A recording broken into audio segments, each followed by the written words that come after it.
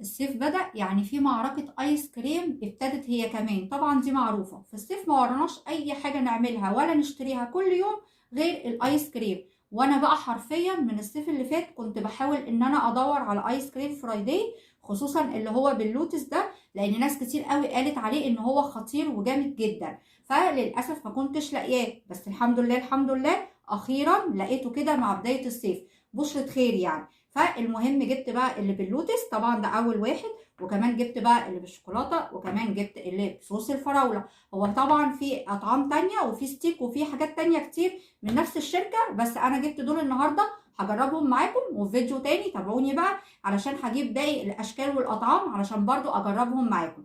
فايه رايكم نبتدي وندوق كده مع بعض، واقول لكم بقى رايي في الايس كريم بتاع فرايداي اللي كل الناس حرفيا كانت بتشكر فيه من السنه اللي فاتت. تعالوا كده نبتدي اول واحد اللي هو باللوتس، لان هو ده اللي كان عامل ضجه كده وقلبان. بسم الله. الباكج شكله لطيف، بسم الله الرحمن الرحيم. ده شكله كده من جوه، في على الوش كده زي بسكوت كده مطحون، وطبعا ده بسكوت لوتس. بسم الله الرحمن الرحيم.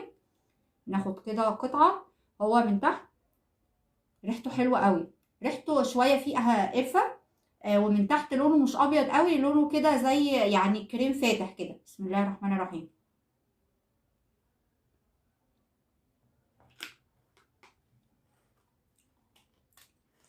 لا عندكم حق، اي حد جربه وقال ان هو خطير وجامد وان هم ادمنوه بجد عندهم حق، فعلا تحفة بمعنى الكلمة. طعمه حلو قوي، الدسامة بتاعته خطيرة. عارفين طعمه كده بيفكرني بايه؟ طعمه كده بيفكرني شوية، يعني رايح شوية كده لطعم السينابون، لان هو فيه كده ايه يعني طعم قرفة كده على خفيف مع طعم بسكوت اللوتس والكريمة. لا يعني بجد حلو قوي قوي قوي، الميكس ده خطير. بنصحكم بقى لو ما جربتوش دوروا عليه وهاتوه وجربوه. تعالوا بقى نروح للي بعد كده اللي هو بالشوكولاتة. انا مش من هواة الشوكولاته قوي في الايس كريم، مع ان انا اصلا بحب الشوكولاته، يعني تحسوا كده فيه ايه لخبطه شويه، بس ما تركزوش، بس هجربه واقول لكم رايي. بسم الله. ده شكله اهو برضو عليه بسكوت كده زي برضو بسكوت مطحون كده بالشوكولاته، وهو طبعا الايس كريم نفسه من جوه كده اهو بالشوكولاته. بسم الله الرحمن الرحيم.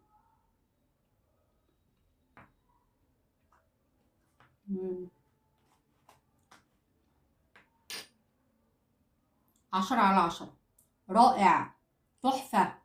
واضح ان هو هيبقى ادمان الصيف ده، بس يا رب الاقيه وما ادوخش عليه زي الصيف اللي فات. طعم الشوكولاته تحفه تحفه تحفه، مع ان انا مش بحب ايس كريم الشوكولاته، بس يعني عندي استعداد ان انا اكله، حبيته جامد. تعالوا بقى نروح اللي بعد كده اللي هو بالفانيليا وصوص الفراوله. هو صوص الفراوله مش كتير قوي، قليل تقريبا يعني، بس ريحه الفراوله حلوه. ونسيت اقول لكم ان هو فيه عبوتين، دي العبوه الكبيره ودي العبوه الصغيره عشان ما لقيناش من دي الكبيره. العبوه الكبيره دي ب 8 جنيه والصغيره ب 5 جنيه. طبعا الاسعار اختلفت وعليت واتغيرت عن السنه اللي فاتت. بسم الله الرحمن الرحيم. ناخد حته ايس كريم كده معاها حته صوص علشان نحكم صح. بسم الله.